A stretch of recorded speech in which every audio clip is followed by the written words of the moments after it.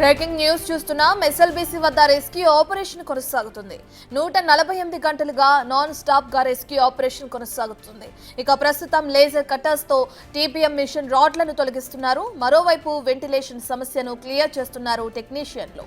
Army western command colonel Parikshit Mehra, BRO మాజీ అదనపు DG KP Purushottam నేతృత్వంలో రెస్క్యూ ఆపరేషన్ కొనసాగుతుంది.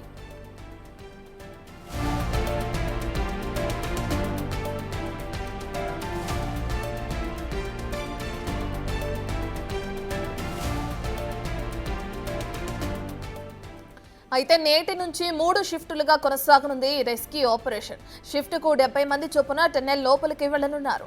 లోపలికి వెళ్లే వారిలో NDRF, army, navy, rat hole miners, మార్కో సిబ్బంది ఉన్నారు. ఇక వీరంతా కొద్దిగా బురదను తొలగించుకుంటూ ముందుకు వెళుతున్నారు.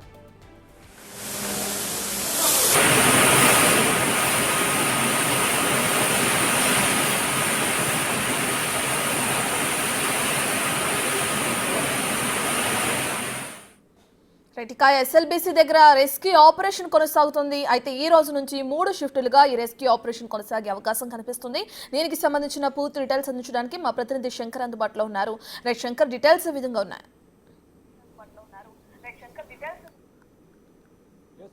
ఇప్పటికీ ఎస్ఎల్బీసీ టన్నెల్లో చిక్కుకున్న వారిని కాపాడేందుకైతే 7వ రోజు రెస్క్యూ ఆపరేషన్ కొనసాగుతున్నటువంటి పరిస్థితి కనిపిస్తుంది. ఇక ముఖ్యంగా రెస్క్యూ ఆపరేషన్లో భాగంగా 12 బృందాలు కూడా ఇప్పటికే పనిచేస్తున్నటువంటి క్రమంలో ఇక్కడ నిష్ణాతులైనటువంటి ఎక్స్పర్ట్స్ను కూడా తీసుకొచ్చారు. వారి సలహాలు సూచనతో కూడా ఈ రెస్క్యూ ఆపరేషన్ కొనసాగుతున్నటువంటి పరిస్థితి ఇక్కడ కనిపిస్తుంది.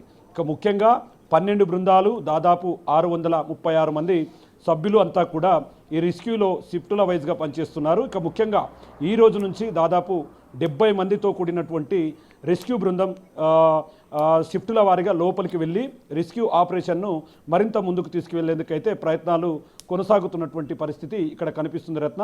ఇక ముఖ్యంగా ఇప్పటికే ఈ యొక్క ఎవరైతే టన్నెల్లో చిక్కుకున్నారో వారికి సంబంధించినటువంటి బంధువులంతా కూడా ఈ యొక్క టన్నెల్ దగ్గరికి వస్తున్నారు. వారికి సంబంధించినటువంటి ఆచూకీని ఇవ్వాలంటూ కూడా అధికారులతో కన్నీరు మున్నీరు అవుతున్నటువంటి పరిస్థితి ఇక్కడ కనిపిస్తుంది.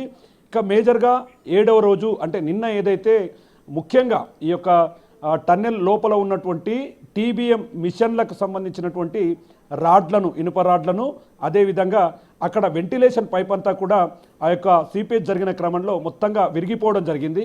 విరిగిపోయిన క్రమంలో దానిని పునరుద్ధరించే ప్రయత్నాలు చేస్తున్నారు. చివర 15 మీటర్ల వరకు ఇప్పటికే రెస్క్యూ టీం చేరుకున్నటువంటి పరిస్థితి అక్కడ కనిపిస్తుంది. ఇక ముఖ్యంగా ఆ యొక్క విడిభాగాలను, ఎక్కడైతే విడిభాగాలు ఉన్నాయో టీబీఎం మిషన్కు సంబంధించి ఆ విడిభాగాలను కూడా మొత్తంగా లేజర్ కట్టర్స్తో కూడా దాన్ని క్లియర్ చేస్తూ రెస్క్యూ బృందాలు ముందరికి వెళ్తున్నాయి. రెస్క్యూ బృందాల్లో NDRF, army, navy, rat hole మైనర్స్తో పాటు అదేవిధంగా రైల్వేకు సంబంధించినటువంటి వాళ్ళంతా ఉన్నారు. ఎందుకంటే లోకో ట్రైన్ ఏదైతే ఉందో అది దాదాపు 12 కిలోమీటర్ల వరకే లోపలికి వెళ్ళడానికి అనువుగా ఉంటుంది. అక్కడ నుంచి ఎక్కడైతే ప్రమాదం జరిగిందో ఆ ప్రమాదానికి సంబంధించినటువంటి బురద నీరంతా కూడా లోకో ట్రైన్ పట్టాల మీదకి రావడంతో ఆ లోకో ట్రైన్ మరింత ముందుకు వెళ్లేందుకు ఆ పట్టాలను పూర్తిగా క్లియర్ చేస్తున్నారు రైల్వే అధికారులు.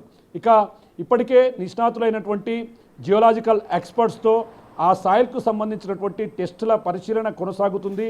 అక్కడ బురద తీసే క్రమంలో అక్కడ సాయిల్ ఏ విధంగా ఉండబోతుంది, సాయిల్ టెస్టులను కూడా ఇప్పటికే తెప్పించుకున్నారు.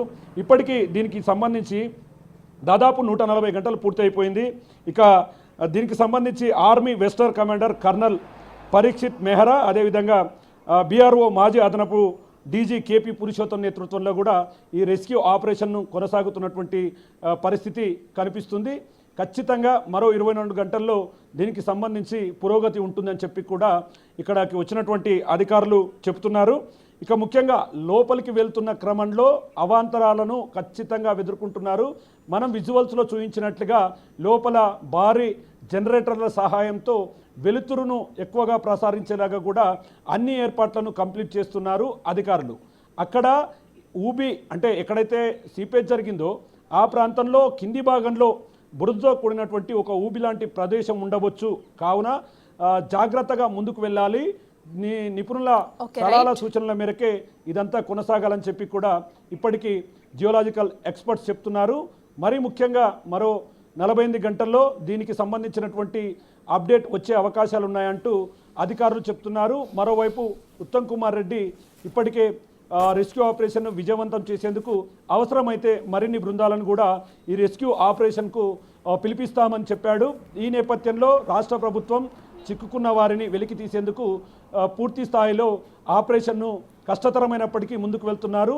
అక్కడ ఎక్కడైతే సీపేజ్ జరిగిందో అక్కడ బురదంతా కూడా ఎక్కువ పెద్ద ఎత్తున ఉండడం, అక్కడికి వెళ్తున్న క్రమంలో తలభాగానికి కూడా టాప్ తగులుతుంది కాబట్టి దాన్ని చూసుకొని ఈ రెస్క్యూను విజయవంతం చేసేలా ముందుకు వెళ్తున్నారు. మరి 2-3 గంటల్లో కూడా దీనికి సంబంధించినటువంటి అప్డేట్ వచ్చే అవకాశాలు, అధికారులు చెప్పే అవకాశాలు అయితే ఇక్కడ కనిపిస్తున్నాయి.